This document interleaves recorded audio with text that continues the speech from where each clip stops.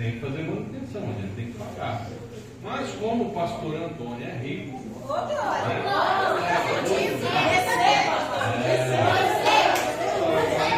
ele consegue desembolsar.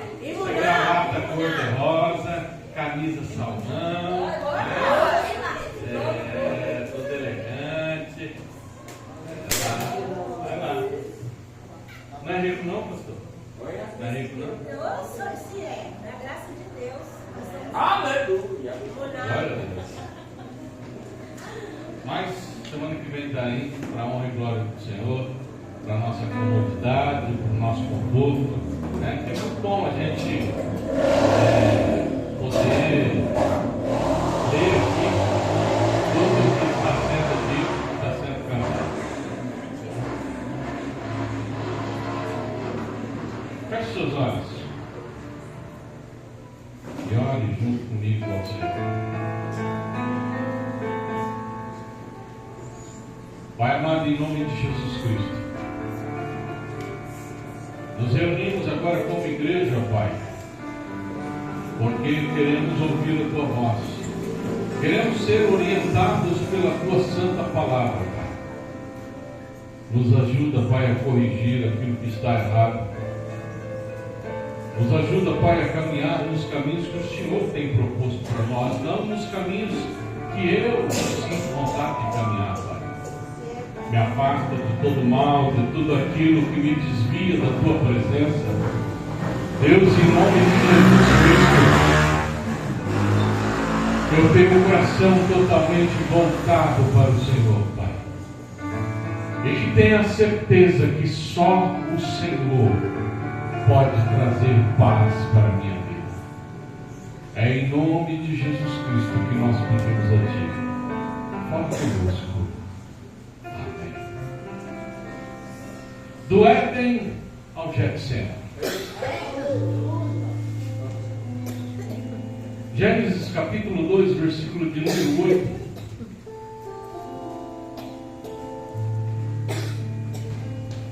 Vou virar um pouquinho aqui para ficar mais fácil, pessoal. Aleluia, glória a Deus. Gênesis capítulo 2, versículo número 8. O Senhor Deus plantou um jardim no Éden, na direção do Oriente, e ali colocou o homem que formara. Mateus 26, 39.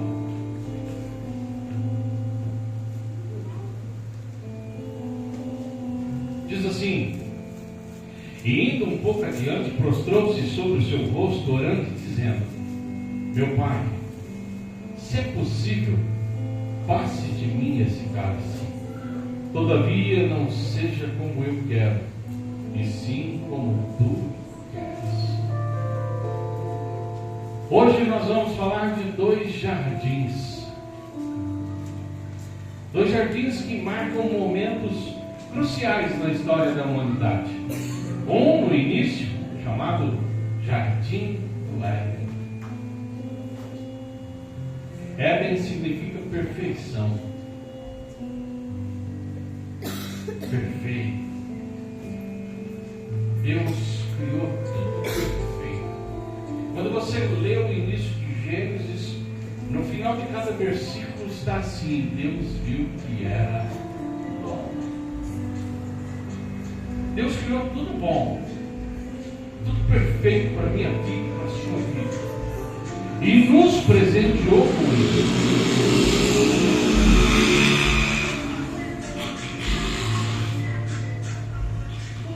Em contrapartida, no Getsemane, nós testemunhamos a submissão e o sofrimento de Jesus Cristo. Um sofrimento que nos trouxe a redenção, porque esse sofrimento era para eu e vocês passarem, para cada um de nós. Era a lei de Deus imposta ao ser humano, que a alma que pecasse, essa ia morrer. E a morte na Bíblia, nesse trecho, não quer dizer a morte física, mas a morte espiritual, a separação do Deus Criador. No Getsemane, nós encontramos Jesus prostrado, de joelhos diante do Pai, na sua agonia, sabendo que ia passar pela cruz. No Éden a gente encontra Adão, todo formoso, belo, peito estufado, usufruindo de tudo aquilo que Deus havia preparado para ele. E em consequência disso nós vemos a queda de Adão. O pecado entrou na humanidade por causa de um erro tão simples. E hoje, pensando sobre esses dois jardins, eu fiz uma pergunta para mim mesmo. Por que quando as coisas estão boas a gente não dá valor? Tem gente que quando a coisa está boa, ela procura chifre na cabeça de cavalo. Eu nunca vi um negócio desse. Se as coisas estão boas, para que eu vou procurar sarna para me coçar? No Éden, o homem não precisava trabalhar, tinha tudo, do bom e do melhor para ele, mas não estava bom. E hoje a gente vê isso no meio nosso. As pessoas casam, estão vivendo a sua vida apesar das dificuldades, mas estão vivendo, mas aquilo não está bom. Há um emprego, o emprego está indo bem, ele começa a sustentar sua família, a trazer o pão de cada dia para casa, mas não está bom depois de um tempo. Tudo a gente arruma defeito para justificar a minha ação futura contra aquilo que Deus me presenteou. Quantas vezes eu venho diante de Deus e digo: Deus, estou passando por uma dificuldade, abre uma porta de emprego. Deus, eu estou com um problema no meu relacionamento, coloca paz no meu casamento. Deus, a minha família está toda destruída. Oh Pai, restaura a união da minha família. E Deus atende a nossa oração. Mas nós somos ingratos. E muitas vezes Deus vem e nos dá o melhor emprego daquele momento. E eu, no começo, fico todo feliz, sonhando com tudo aquilo. Mas logo depois eu já começo a arrumar defeito. O gerente não presta. O encarregado não presta. Os colegas de trabalho não prestam. Ninguém presta, só eu presto. Às vezes eu estou numa igreja e a igreja não está bem, não está de acordo com a minha vontade. Mas eu vou diante de Deus e oro: Deus, mostra uma outra casa para que eu frequente, para que eu possa te adorar e glorificar o teu santo nome como antes. E Deus, na sua misericórdia, vai e mostra uma nova casa. E essa pessoa vai para a nova casa. Chega lá, ela adora, ela canta, ela vibra, ela pula, ela fala em língua, ela se emociona. Mas depois de 6 meses o pastor já não está prestando. O obreiro já não presta. A palavra já não é suficiente para mim. Nada vem de encontro àquilo que eu necessito. Porque eu preciso mais de Deus. Quantas vezes nós nos pegamos fazendo isso? Eu sempre falo uma coisa para minha esposa, a gente sempre conversa. E glória a Deus, eu dou glória a Deus, porque eu posso falar de tudo com a minha esposa. Tudo. Tudo eu posso sentar com ela e conversar, me abrir, como se eu estivesse me abrindo com o melhor amigo meu. Sem medo dela levar aquilo para o outro lado. Ouso falar que se um dia eu for tentado por algum sexo oposto, eu posso sentar com ela e pedir força para ela, que ela vai me ajudar. De tão companheiro que nós somos. Em primeiro lugar, antes de marido e mulher, nós somos amigos. E tanto ela pode falar comigo, como eu posso falar com ela. Mas eu sempre falo uma coisa para ela: o ser humano, independente de quem seja, ele só consegue dar valor nas coisas quando ele não tem mais, quando perde. Antes da pandemia, quando eu vim para São Paulo, eu tinha um cadete igual o pastor, era mais novo, mas era igualzinho. Tanto é que um dia o pastor deu uma trombadinha, queria abrir meu cadete. Ele pôs o carro perto, foi lá no meu e ficava fuçando, querendo, né? Casar 2007, 4 anos mais novo, né? E aí eu consegui um C4 Palace. Gordo num cadete fica feio. Não dá nem para deitar direito, né? Um C4, nossa, que coisa linda esse C4. E aí na pandemia deu busca e apreensão, o bicho foi embora. Tinha como pagar. E eu fiquei com o cadetinho. Mas reclamava daquele cadete, que não tinha ar, que a direção era dura, e eu já estava com ele há 6, 7 anos. Porque era ele que me socorria. Quando eu estava na minha terra e eu tinha fábrica de produto de limpeza, era nele que eu fazia as entregas. Sempre me serviu, mas depois do C4 Palace o negócio ficou chato, né? Queixo duro, você vai manobrar aquele peso daquele motor, sol quente. Até que me roubaram ele. E eu fiquei de a pé. Que falta fazia o cadete. Meu Deus, como eu sentia falta do cadete. Às vezes eu tinha que andar 1 quilômetro. Ia trabalhar e descia no ônibus e estava lá no mapa, lá 900 metros. Eu falava, meu Deus do céu. E eu cheio de ferramenta, gordo, né? Sedentário. Andar 900 metros. Aquele peso todo. E aí eu vi o quanto fazia falta o cadete. E assim somos nós. Quando tudo está perfeito, a gente dá um jeito de reclamar e estragar o que está perfeito. No Getsemane não foi diferente. Deus deu tudo perfeito e o homem achou que não estava bom. Ele foi em busca de algo que era agradável, algo que lhe chamava a atenção. Porque a rotina do dia a dia já não lhe chamava mais a atenção nada daquilo. Quando estava novo, não. Quando estava novo, tudo era belo, tudo era novidade. Mas depois de uns dias não tinha graça mais.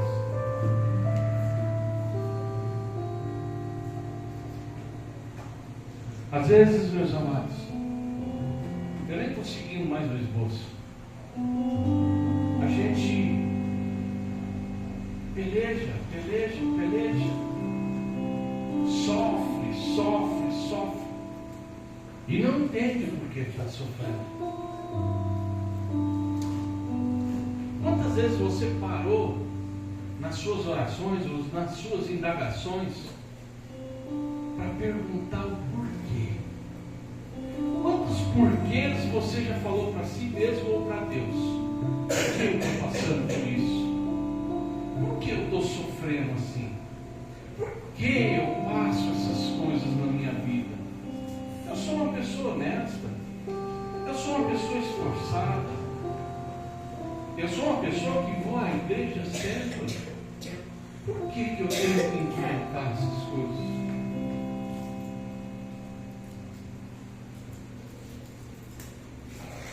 O ser humano, ele é constituído de dura cerviz.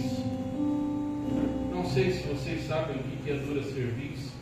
Eu sei porque eu tenho 2 cirurgias na coluna, então para mim me curvar ou ajoelhar é um problema.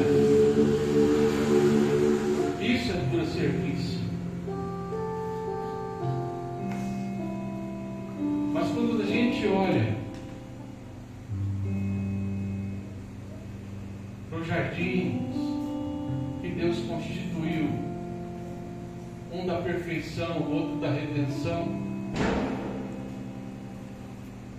e a gente começa a meditar sobre a nossa vida, a gente começa a perceber quanto é o plano de Deus na nossa vida, quão Ele é bom para as nossas vidas.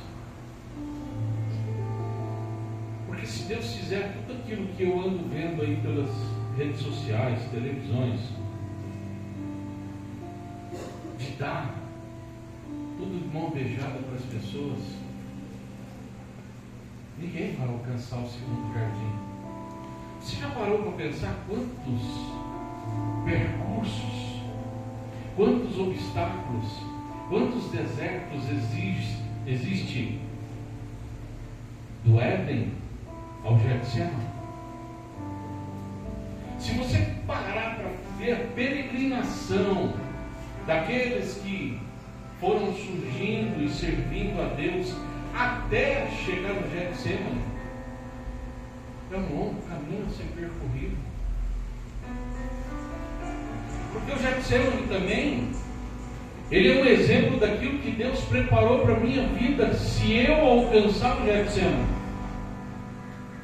se eu alcançar a redenção de Jesus Cristo, eu vou estar nesse Éden, junto com Deus, junto com o Espírito Santo, junto com Jesus, junto com todos aqueles que um dia partiram para a glória.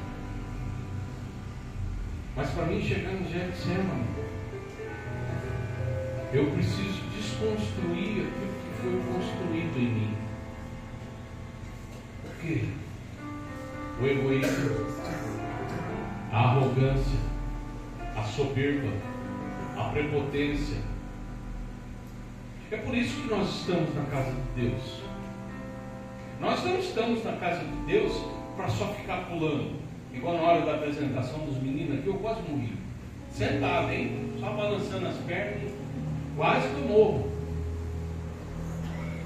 Imagina se eu tivesse igual a pastora Márcia. Desmaiava aqui. Nós não estamos aqui para isso, não. É lógico que nós estamos aqui para glorificar a Deus. Mas em primeiro lugar eu estou aqui para ser tratado. Porque eu sou doente. Eu venho para a igreja porque eu reconheço que eu sou doente diante de Deus. E eu preciso do médico, dos médicos da minha vida. Ninguém aqui é perfeito. Eu não posso apontar o dedo para o irmão Nelson, para a pastora Márcia, para a Estherzinha, porque eu tenho que olhar para mim. O grande problema é que a gente começa a olhar para as pessoas, para desviar o foco de nós. Olha para o irmão Gil e fala assim: irmão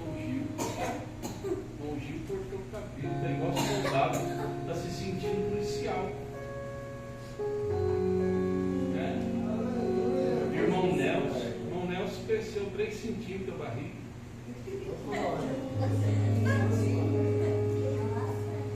Mas é o nosso defeito. Nós costumamos olhar para a vida de todo mundo menos para a nossa. E eu estou aqui para reconhecer as minhas falhas. Eu sou egoísta, eu sou soberbo, eu sou prepotente, eu sou arrogante. E eu preciso tirar isso da minha vida. Porque a minha caminhada até o Getsemane exige isso. Eu me converti a Deus, mas eu tenho um longo processo para seguir. Eu tenho um longo processo para deixar Deus trabalhar na minha vida. Assim como o doente. Qual é a sua doença? Quando nós chegamos com a gripinha comum, paliativo. Gripe é gripe. Não existe remédio para gripe. Mas quando a doença é mais grave, quanto mais grave, mais longo o tratamento. O problema é que porque a gente está frequentando a igreja, a gente se acha perfeito. E essa perfeição é o perigo. Porque quando tudo está perfeito, a gente não dá valor no que é perfeito. A gente só encontra defeito naquilo que é perfeito. Se tudo aqui fosse perfeito, nenhum de nós estávamos aqui. A gente já tinha achado um monte de defeito e ido embora. ou sou eu, ou é o outro pastor, ou é um irmão, ou é a bateria que é alta, ou é o irmão que não sabe tocar teclado, ou é o irmão que senta do lado que tem a cara muito fechada. Sempre a gente vai arrumar alguma coisa. E a gente tem que parar com isso, porque ninguém e nada é perfeito. Perfeito é Deus e o que Ele fez para nós, e nós estamos destruindo. Quando Deus fez todas as coisas e entregou para o homem, está aí, ó. Está aí. Eu canso de falar para vocês, quando eu sinto a brisa, da onde vem essa brisa? Quem sopra em mim? Quem produz o vento? As ondas do mar, a rotação da terra, mas quem fez isso? A gente não para contemplar as belezas de Deus, apesar de estar tudo destruído. O ser humano, onde ele põe a mão, ele contamina. Por isso que a Bíblia termina falando de novo céu e nova terra, porque aonde eu colocar minha mão, aquele lugar já foi. Quem aqui do lado tem uma escadaria. Essas barras de ferro enferrujam tudo. Por quê? Porque o ser humano pega nela.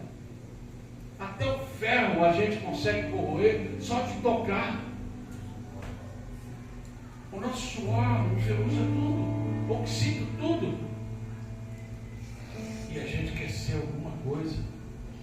E da mesma forma, às vezes eu pego no meu relacionamento e oxido tudo, enferrujo tudo. Eu pego no meu trabalho que Deus abençoou e está ali para me sustentar, e eu ponho a mão toda contaminada, sem dar valor naquilo, e aquilo oxida, destrói tudo, como ferrugem.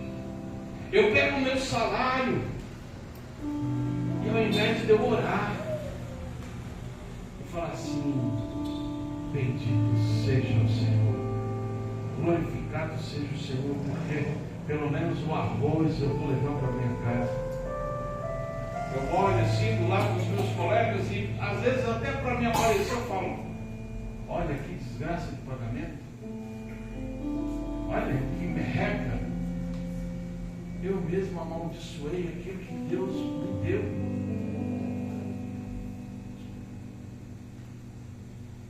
Abençoa aquilo que é seu. Deus, aleluia. Vê perfeição, às vezes, onde não há nada perfeito, mas pela profecia, através da palavra, profetiza sobre aquilo. Não é perfeito agora, mas vai se tornar perfeito. Não é o salário que eu ganho, mas ele vai se tornar sim o salário que eu mereço, que eu sou digno de receber. Um salário que traga conforto à minha família, mas que venha com a bênção de Deus, não com as armadilhas de Satanás para me desviar do caminho do Senhor. A minha igreja não é perfeita, mas eu vou ajudar ela a se tornar perfeita, porque eu vou evangelizar, eu vou profetizar, eu vou pregar a palavra do Senhor, eu vou trazer almas para se entregarem diante do altar de Deus e se renderem a Ele, e Ele vai olhar para a nossa vida e ver que aqui há fé, há determinação, há compromisso com a palavra de Deus, e vai abençoar todos os meus irmãos. Aonde nós vamos chegar, se a gente só vê defeito nas coisas? Aonde você quer chegar? Você quer status para si próprio? Status não leva ninguém para o céu. Status não leva ninguém para o céu. Status não leva ninguém ao encontro de Deus. Você quer ibope? Ibope não leva ninguém a Deus. Tem que parar de achar um defeito e ficar só criticando ao invés de tentar consertar. Eu vejo casais falando assim: pastor, meu casamento está destruído, eu dou 50% de mim. Você não tem que dar 50%, você tem que dar 100% de você para o seu casamento. 100, com 100 são 200. É 100% da esposa e 100% do marido, porque é uma só carne ali naquele negócio, é uma só carne naquele lugar. Não é meia carne. Não existe 50% de um, 50% do outro, não. É 100%. Às vezes eu vou ter que me humilhar. Às vezes eu vou ter que baixar a cabeça para que esse casamento se torne perfeito. Às vezes eu vou ter que recuar e me calar para que essa família comece a andar nos trilhos do Senhor. Às vezes eu xingo, espraguejo todo mundo, ao invés de me calar e somente dizer: Senhor, abençoa a minha casa, abençoa a minha família, abençoa meus filhos, abençoa meu cônjuge. Eu não vejo perfeição agora nessa unidade, Pai. Eu não vejo união aqui nesse lar, mas pela fé eu vejo a tua mão unida. Glória a Deus, aleluia. Porque senão, meus amados, a gente não chega em lugar nenhum. O que vocês acham que Jesus Cristo fez? Jesus nunca usou a prerrogativa de ser Deus para nos salvar. Porque senão o primeiro a acusar ele seria Satanás. É fácil você passar por tudo isso, você veio como Deus. Mas ele veio como cada um de nós, ser humano, dotado de falhas, de defeitos, para mostrar para mim e para vocês que era possível tentar todas as coisas. A única coisa que ele sabe é que eu e vocês não resistiríamos é passar pelo peso da cruz, é passar pela morte da cruz, pela vergonha da cruz. Mas mesmo assim, diante do Getsemane dele, temendo, aflito, ele se ajoelha, se prostra e diz para Deus: Senhor, se for possível, passa de mim esse cálice, mas contudo, não seja como eu quero, seja feita a tua vontade na minha vida. A gente quer tudo perfeito, mas na realidade a gente precisa, antes da perfeição, aprender sobre prostração, aprender a se curvar diante desse Deus e deixar o nosso coração falar com Ele. Não ficar falando de um de outro, não ficar estufando o peito achando que é melhor que um e que o outro. Mas é como Jesus. Às vezes nós não entendemos o porquê estamos passando, e os nossos porquês não são respondidos. Mas Deus sabe de todas as coisas, e se eu me prostrar e ajoelhar e abrir o meu coração e falar com Ele, Ele é fiel e justo e misericordioso. Às vezes você não entende a dor que você está passando, mas Deus sabe. Deus conhece todas as dores. Então se prostre diante de Deus e diga a Ele: Senhor, eu não entendo porque eu estou passando isso. Se for possível, tira de mim, afasta de mim, arranca de mim.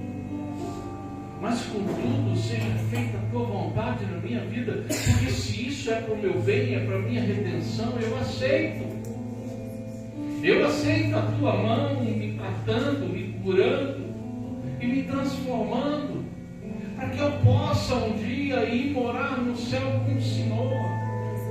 Eu aceito a tua mão trabalhando sobre o barro que o Senhor me construiu, para me transformar num vaso perfeito, para que a minha família possa olhar para a minha vida e falar assim: não, vale a pena seguir o caminho dessa pessoa, vale a pena seguir o caminho do meu pai, vale a pena seguir o caminho da minha mãe, vale a pena eu ser uma pessoa diferente das outras que estão aí no mundo se perdendo. Mas enquanto a gente vê as coisas só perfeitas e reclamando, nós não vamos conquistar ninguém para Cristo. Sabe por quê, meus amados?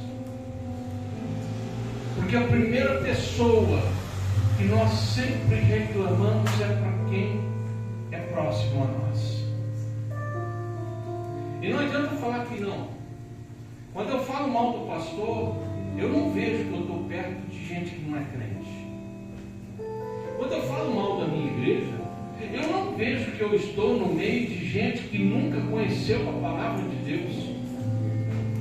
Quando eu falo mal de alguma coisa que está acontecendo comigo na minha vida, para as pessoas que não conhecem a Deus, eu não me atento que isso vai construir uma muralha entre ela e Jesus Cristo, e vai impedir ela de um dia chegar no Getsemane que Deus preparou para ela. Sempre falo isso, eu e a Ana sempre conversamos sobre isso. A gente sempre, quando visita, quando conversa, a gente se atenta a essas coisas e sempre vê a pessoa falando assim: porque na minha igreja é assim, sabe? Onde já se viu essas coisas? E os filhos estão ali. Porque não adianta achar que o filho não ouve, não. O filho tem um ouvido biônico. De dentro do quarto ele ouve as coisas que a gente está conversando. Está no inferno, às vezes está de fone de ouvido, você está achando que não está ouvindo. O bicho pôs pausa ali no negócio só para ficar miguelando. Vai achar que eu estou ouvindo música e ele está lá, e tal, desce a lenha e eu fico ali. Meu Deus do céu, o que é isso? Quem é essa pessoa na minha frente?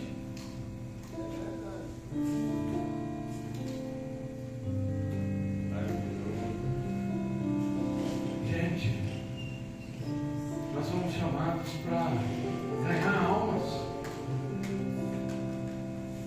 Eu não sou derrotado. Passo sim por dificuldades.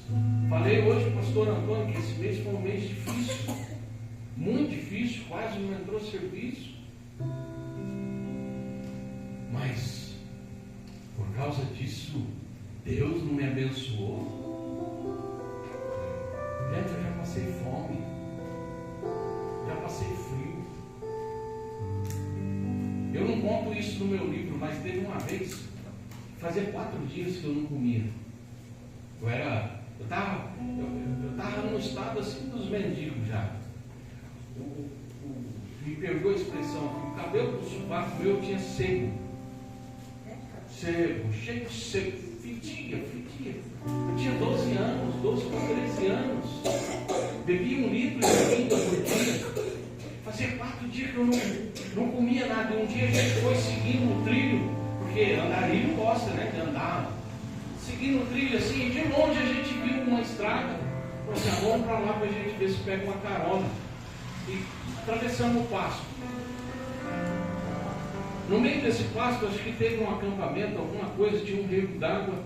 E ali caiu semente de abóbora e nasceu aquele mundo de abóbora. Aí nós achamos umas latas de óleo. Antigamente a lata de óleo era redonda, de lata. Abrimos ela, toda enferrujada, mas não tinha problema não. Jogamos a abóbora dentro, pusemos 2 abóboras para cozinhar. Enquanto as 2 cozinhou, eu comi 2 cruas. E aí hoje eu vou reclamar de arroz. Pergunto para Ana Paula se algum dia eu reclamei de comida. Porque eu sei que é passar fome. A gente só dá valor nas coisas quando perde.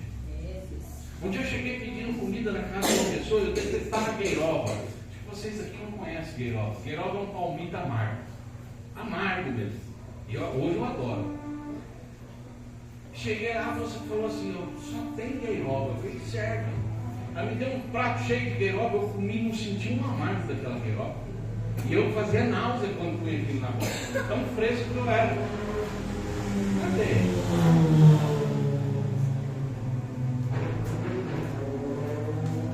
Eu achava tudo perfeito, e na perfeição eu só via defeito, eu não conseguia ver a bênção de Deus. E às vezes as coisas têm que deixar de ser perfeitas para que eu veja a mão de Deus trabalhando na minha vida e me conduzindo. Porque se eu continuar dentro da minha perfeição, eu vou me perder. Eu não sei em qual jardim você se encontra, se é dentro da perfeição ou dentro da harmonia. Mas é na harmonia que a gente se prostra diante de Deus. E quando eu estou na harmonia e eu me prostro diante de Deus, Ele me levanta renovado, fortalecido e transformado pelo poder dEle. Porque Ele sabe o quanto eu me humilhei diante da presença dEle para reconhecer que eu estava passando pela agonia. Qual jardim você se encontra? No Éden? E que você só vê defeito porque tudo é perfeito? Ou no da humilhação, da agonia, do sofrimento, da tristeza, para você poder sentir a presença de Deus? Porque o Getsemane é só eu. Jesus, apesar de insistir com os seus discípulos, ora comigo só um instante. Ninguém pode dormir. Porque o Getsemane é meu, é algo particular. É onde eu me prostro diante de Deus e sinto a presença dEle. E Deus não é uma receita de bolo que, ao me prostrar aqui e sentir a presença dEle, eu vou falar para vocês, façam igual que vocês vão sentir. Não. Cada um de nós tem um jardim de Getsemane. Cada um de nós. Aqueles que ainda não chegaram lá, vão chegar. Principalmente esses adolescentes aqui, em que tudo é perfeito. Senão não achar defeito. Defeito do pai, defeito da mãe, defeito do irmão, defeito do sobrinho, defeito na casa, defeito do carro, defeito na igreja. Eu vim de uma igreja que tinha 180 jovens, mais ou menos. O que eles acharam de defeito? Defeito em tudo. Criei meus filhos com amor e carinho. O que eles acharam de defeito em mim?